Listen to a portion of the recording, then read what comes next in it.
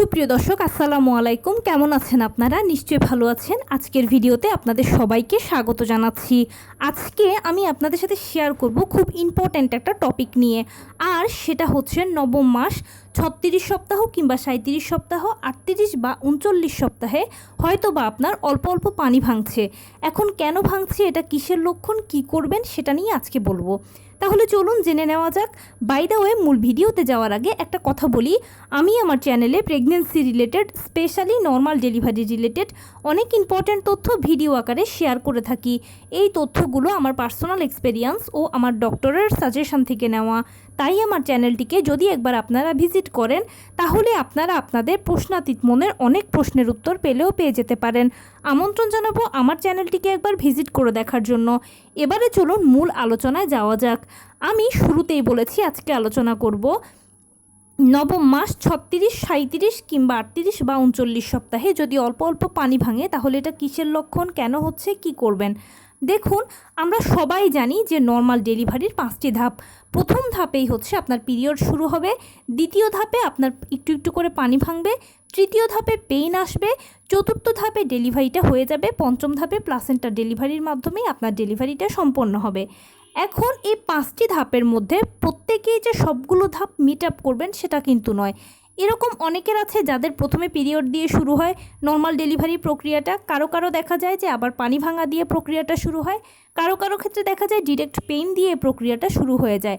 এখন আসলে কার কখন কেন কোন সময় কিভাবে প্রক্রিয়াটা শুরু হবে সেটা বলা যায় না, কেননা এটা হলো সম্পূর্ণ একটা প্রাকৃতিক পদ্ধতি। এক একজনের বডির ধরন এক এক রকম, এক একজনের বডিতে এক এক ধরনের হরমোন নিঃসরিত হয়। হরমোনের ওঠানামা এবং বডির ভিন্নতার কারণে এক একজনের এক একটা ধাপ দিয়ে নর্মাল ডেলিভারি প্রক্রিয়া শুরু হয়। নবম মাসের 36, 37 কিংবা 38 বা 39 সপ্তাহে যদি অল্প অল্প বা তার থেকে সামান্য একটু বেশি পরিমাণে পানি ভাঙে, তাহলে এটা মূলত নর্মাল ডেলিভারির লক্ষণ হিসেবে ধরে নেওয়া হয় আপনার নর্মাল ডেলিভারি প্রক্রিয়া শুরু হয়ে গেছে। এই অবস্থায় আপনার করণীয় হচ্ছে বিছানায় শটান শুয়ে থাকবেন। কোনো ক্রমেই অতিরিক্ত বা বেশি পানি ভাঙতে দেওয়া যাবে না। কখনোই প্রস্রাবের মতো ঝরঝর করে যেন পানি না ভাঙে সেটা খেয়াল রাখবেন, কেননা গর্ভের ভেতরে বাচ্চারা এই পানিটার মধ্যেই কিন্তু ভেসে থাকে, বেঁচে থাকে, এটাই তাদের বাসস্থান। এখন পানি যদি ঝরঝর করে প্রস্রাবের মতো ভেঙে যায়, তাহলে সেক্ষেত্রে বাচ্চার বেঁচে থাকা কঠিন হয়ে যাবে, বাচ্চা মারা যাবে সহজ কথায়। তাই এত ঝরঝর করে প্রস্রাবের মতো পানি ভাঙতে দেওয়া যাবে না। 1-2 ফোঁটা করে যখন পানি ভাঙবে বা তার থেকে একটু বেশি পানি যখন ভাঙবে দেখবেন, তখন শটান বিছানায় শুয়ে পড়বেন, তাহলে পানি ভাঙার মাত্রাটা কমে আসবে।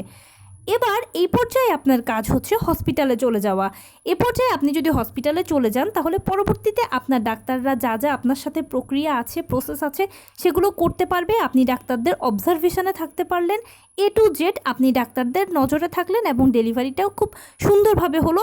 ঘরে বসে আপনারা টেনশন করতে হলো না। এখন আপনি যদি সাহস করে মনে করেন যে না, অপেক্ষা করি দেখি কি হয়, তখন সেক্ষেত্রে আপনি ওই যে বললাম ঘরে থাকতে পারেন, কিন্তু বিছানায় শটান শুয়ে পড়বেন।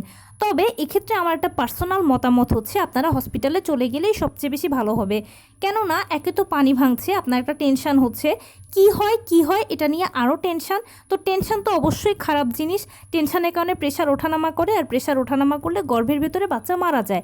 তাই টেনশন না করে আপনি যদি হসপিটালে চলে যান, তাহলে ডাক্তারদের অবজারভেশনে থাকতে পারলেন। এছাড়া হসপিটালে অন্যান্য আরও পেশেন্টরা থাকে যাদের ডেলিভারি হয়ে গেছে বা প্রসেস চলমান, তাদের থেকে অনেক কিছু শুনলে আপনার মনে সাহস পাবেন। সেই জন্য আপনি এই পর্যায়ে হসপিটালে চলে যাবেন, এটাই আপনার জন্য ভালো হবে। তবে এখানে আরেকটা কথা বলে রাখি, যেসব মায়েদের হাই ব্লাড প্রেশার, ডায়াবেটিস বা জটিল সমস্যা আছে, তাদের কিন্তু শুধু যে নর্মাল ডেলিভারি প্রক্রিয়া শুরু হয়ে গেছে পানি ভাঙছে সেটা নয়, তাদের অন্য কোনো কারণেও পানি ভাঙতে পারে।